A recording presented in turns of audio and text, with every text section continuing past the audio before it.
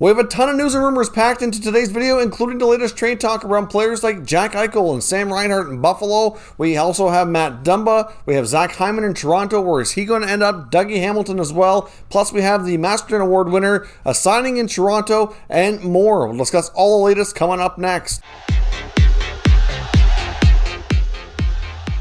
So welcome back to another video here at Top Shelf Hockey. As I mentioned, we have a lot to talk about here today. Lots of news have taken place here since we put out our last news and rumor video yesterday. So certainly stay tuned, listen closely, and you're going to want to watch this video all the way through because I have a lot of news to update you on here. Now, first up, we got the winner of the Masterton Trophy Award announced, which was Oskar Lindblom of the Philadelphia Flyers. Not a huge surprise. The finalists up against him were Matt Dumba of the Wild, as well as Patrick Marleau of the Sharks. Of course, I thought maybe Marleau might have an outside chance, but not likely, given the fact that this award is for perseverance and dedication to hockey. Marleau's played a long time, became the all-time games played leader here not long ago, so certainly deserves a lot of recognition. But Oskar Lindblom went through a really difficult fight beating cancer, and I knew he was obviously nominated last year, but like I said last year, I really thought it would be more likely he wins this year once the battle and journey is complete and he's back on the ice, and he certainly deserves that. It was nice to see Oskar win that battle and make the return with the Philadelphia Flyers. Now, we also got word here today that Nikita Nesterov of the Calgary Flames, who played last year in a one-year deal, is heading back to Russia and returning to the KHL. So, as we had discussed in the Calgary Flames offseason video, they certainly have some question marks on their blue line, a few guys on expiring deals. I thought maybe Nesterov might return. He did play a fair bit this past year, but he's looking to go head back to Russia, so he will not be back with the Flames. We also had word that Jason Spezza has re-signed another one-year minimum contract with the Toronto Maple Leafs, $750K. Obviously, he's still dedicated to playing, still performing at a good level. I mean, we saw him be one of the stronger forwards for the Leafs in the playoffs. I believe he had around 30 points in the regular season, so he's still playing well, certainly still having lots of fun, and still chasing that elusive Stanley Cup. So, nice to see the Leafs and Spezza get this out of the way early. I honestly think out of all the veteran guys, including like Wayne Simmons, Joe Thornton especially, that he was by far the most productive and makes the most sense to bring back. I don't know if we can completely rule out the other guys not coming back or not. It's a little early for that, but Spezza is certainly deserving. And one comment that he made as well that I especially wanted to mention here as well is he said that he's really enjoying the game, that he's having lots of fun, still wants to win, still believes in his group, and he would take less if he was able to, because he's really playing for the fun of it and for the chance to win. That's such a breath of fresh air to hear after so many players certainly don't seem to have that kind of attitude. I mean, a lot do, but a lot don't too as well. And Spezza is just the ultimate pro, really just playing out his dreams and trying to win a Stanley Cup. So to hear him say that certainly just makes me like the guy even more than I already do. I've been a big Spezza fan my entire career, so certainly love to see it, and I hope he has additional success in Toronto. He's only 30 points away from reaching the 1,000 point club, so that would be great to see if he could hit that magic milestone and join a fairly elite and small NHL club of players. Now, one note as well when it comes to helmet ads in the NHL, I know a lot of people were under the impression that maybe it would just be for this year as an attempt by the NHL to kind of raise more advertising money to create another revenue stream for the money they lost during the pandemic, but it really shouldn't be any surprise those helmet ads are not going anywhere. They're going to be sticking around for likely ever, or at least a very long time. We had word through the Winnipeg Jets that they're indeed keeping theirs through a contract with Bell MTS. Now, their arena is actually going to be having its name changed. It was the Bell MTS Center for the longest time, so the naming sponsor is changing from them to Canada Life Insurance.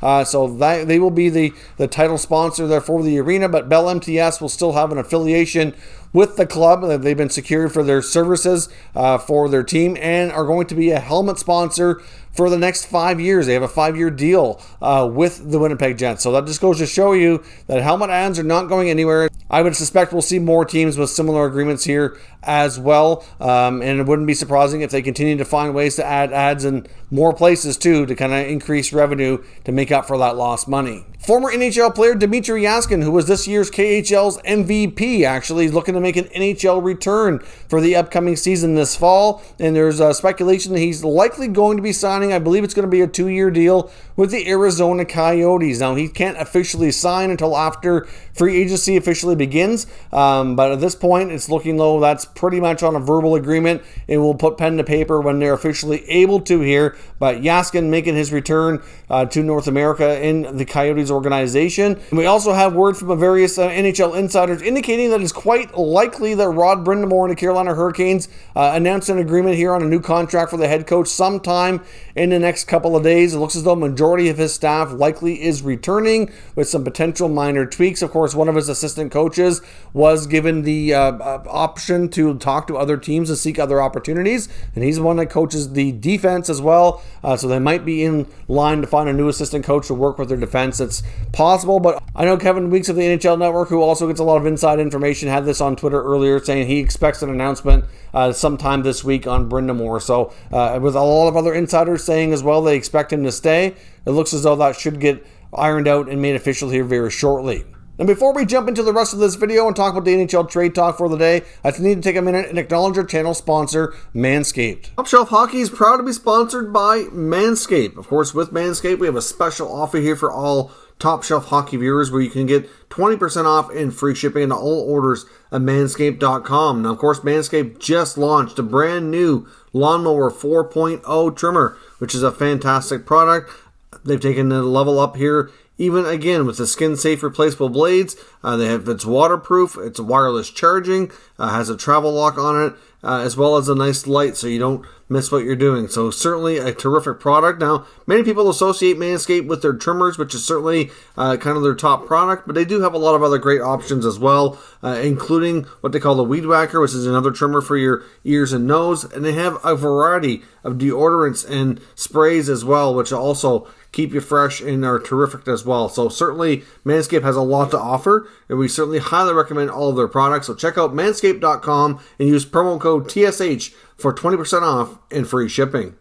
So thanks very much for watching that promotional video on Manscaped. I do appreciate it and appreciate the sponsors' support here as well. Jumping into the latest info, I want to start here with Dougie Hamilton, currently of the Carolina Hurricanes, most likely be wearing a different sweater heading into next year. As we got information from Elliot Friedman here in the past couple of days, indicating that he's been allowed to talk to other NHL teams. One team that's kind of emerging as a potential landing spot that we did not discuss the other day could be the new expansion Seattle Kraken. Now, of course, I fully suspect we're going to see the Kraken probably load up on defense through the NHL expansion draft. We saw Vegas do this. They had several excess defensemen who they then traded a bunch to get extra picks and prospects for the future. I know, for example, they claimed guys like Mark Mathot of the Ottawa Senators, others that were essentially claimed and then traded for picks. Vegas loaded up on defensemen and built their team out from the back end. It would not be surprising at all to see the Kraken do the similar type of strategy. Of course, GM Ron Francis, when he was GM of the Carolina Hurricanes,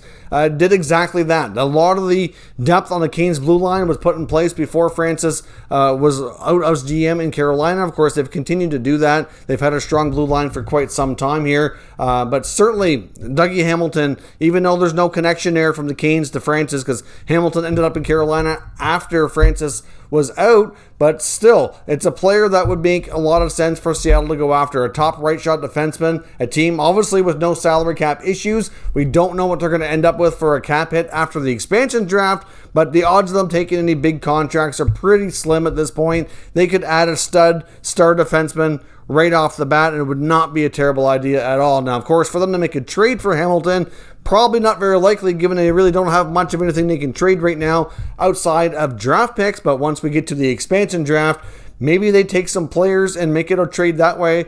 That's a possibility too. Or they could just wait till free agency and speak to Hamilton. But obviously they will have the ability to speak with free agents around the time of expansion, and they can even claim free agents too and sign contracts with them on their own and have that count as their selection. So it's hard to say exactly, but the Kraken are a team that we should certainly watch, with the Dougie Hamilton likely being on the move here. Certainly makes a lot of sense to me, and I imagine they'll be interested to check in on the right shot defenseman. Now, we're also getting word from a variety of places that trade talk around guys like Reinhart and Eichel in Buffalo are really starting to intensify, and a lot of teams are making inquiries, especially teams that are near the top of the NHL draft in the top 5 to 10 selections. So I know Elliot Friedman's mentioned a lot of teams like the Anaheim Ducks, for example, right up there pretty high in the draft. They are really expected to make a significant move, and Eichel very well could be their guy. Other teams as well, like the Rangers, are still expected to make a pitch for Eichel as well, although I've seen some sources, including Rick Carpinello, indicating that he's not so sure that the Rangers are going to be pushing for Eichel at this point. So it's difficult to say how much of a push they make, but they were one of the few teams making a push last year before the Sabres were really willing to make this move. So we'll see. And of course, there's also word that the Kings are out on Eichel, and I guess we'll have to see if they jump back in or not. Obviously, there's some other teams out there in the mix that also make sense, but it's believed that the Sabres are going to be doing their best to try to land themselves some more top first-round draft picks for this 2021 draft. Now, of course, a team like the Vancouver Canucks are apparently showing a lot of interest in Sam Reinhart. It'd be a bit of a homecoming for him, and he's certainly a player who could help the Canucks here as well. Now, Reinhart obviously needs a new contract. Would the Vancouver Canucks be willing to trade their first-round pick for a guy like Reinhart? I think he would be a guy who could certainly command that type of return. With the Canucks obviously being in a position where they are in that draft, it would not be a shocking thing at all, to be completely honest. I know when I've done my mock drafts, I've gone through with the Canucks, and it's like, ideally, if they could pick anybody, they're going to want a top D if they could, because that's the area they need more help on than any other position. And I'm not sure they're going to be able to get that where they're selecting. I think a lot of the top defenders that they'd be more interested in are likely going to be gone by the time they select. So wouldn't be completely shocking if a trade like this doesn't necessarily take place until at the draft, obviously. Some teams might not want to trade away their pick until they know for sure what player they have the option to select. But to me, that Vancouver first-round pick in Sam Reinhart could be a match there, and the Buffalo Sabres could end up walking away of that draft, not only selecting first overall, but they may end up with multiple picks in the top 10 if things go the way that the NHL insiders are indicating. I mean, we don't know where Eichel's going to end up here as of yet, but obviously the teams that are lower in the standings last year that have more salary cap space are a team that would be ideally the ones to watch. So we'll have to wait and see here, but things are intensifying, and it's believed that a trade for one or both these players likely happens before the draft. Now, we also have word the Philadelphia Flyers are certainly doing their due diligence to find a right shot defenseman. Now, we had talked about the Flyers possibly being a team that might be interested in Dougie Hamilton when it was first made aware here that he was given permission to speak to other teams and was likely moving on from the Hurricanes. However, listening to Elliot Friedman and others in the last couple of days here in the latest podcasts and articles, it doesn't look like the Flyers are really targeting Dougie Hamilton at all. It looks as though they certainly want a right shot defenseman who can do a lot of the things he does, but it looks as though they want a different type of defenseman, and to me it looks like they're targeting a combination of either Seth Jones or Matt Dumba. I'm not sure who they would covet more. Dumba comes with more term, a little bit more certainty that he'll stick around, whereas Jones is a pending UFA, and I'm not sure they're going to want to make that move without some kind of a contract extension being worked out ahead of time, and he may or may not want to do that. I mean, we're not really clear where things are at with Jones. We know he doesn't want to sign an extension with Columbus, but is he really insisting on taking it to free agency, exploring the market?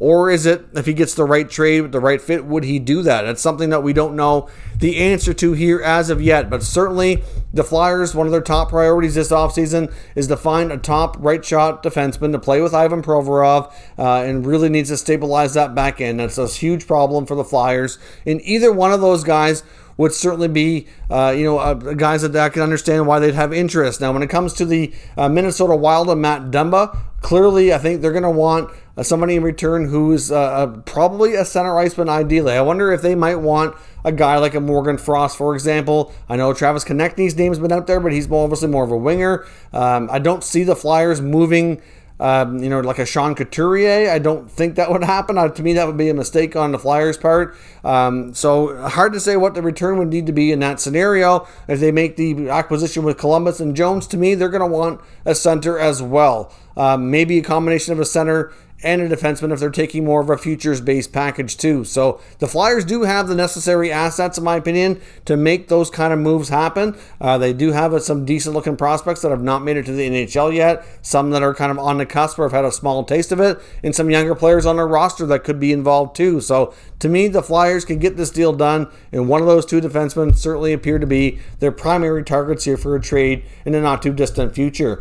Now, I also want to take a look at an article here from The Athletic, and a recent article from James Myrtle, who's writing about the Leafs, indicating he feels that Zach Hyman is pretty much done in Toronto, which I find incredibly surprising. I mean, as much as Hyman is meant to this team as a heart and soul kind of player, it'd be shocking if they don't really make a solid pitch to bring him back. And I honestly thought he would be the type of player who might take a less of a money, who might take a smaller contract to remain with his hometown team and continue to try to win with that group. However, it's his opportunity at the same time to cash in. He's had a couple of great seasons, and we're certainly overplayed his value of his current contract, deserves a significant raise. He's going to get it, just a matter of who gives him more. But, what's it more about for Hyman? I mean, Myrtle indicates here that the more he talks to his connections around the Toronto Maple Leafs, the more it sounds like this is not going to get done, and then Hyman will be wearing a different uniform next season and will depart via free agency here. So that's certainly not a good sign. To me, that just goes to show that as much as their big four has, they're all really good hockey players, that they really are losing too many of the supporting cast here around them to really be able to keep everything up. Now, obviously, having a flat cap for several years is not something the Maple Leafs would have been projecting when they made these contracts. Obviously, they're very good at managing and projecting the cap. And when you have all these contracts being put in place, they would have been forecasting what the increases were going to be in the coming years. So clearly, the pandemic has thrown a lot of things way off here for Toronto and many other teams, which is certainly understandable. But given the money that's tied up, it's unfortunate if they lose Hyman. But when the ones closest to the team are feeling like it's pretty much a given that he's going to walk, it seems like that's a very likely scenario. So let me know what your thoughts are. If Hyman leaves Toronto, how much of an impact is that going to have on that team? After another disappointing playoff run, there could be a lot more questions facing this team moving forward than a lot of us may have thought heading into the offseason. So let me know what your thoughts are down in the comments, and we'll discuss further. If you're new to the channel, make sure you subscribe and stick around. We'll keep you up to date with all the latest news on all 32 NHL teams. Thank you for watching, and I'll catch you next time.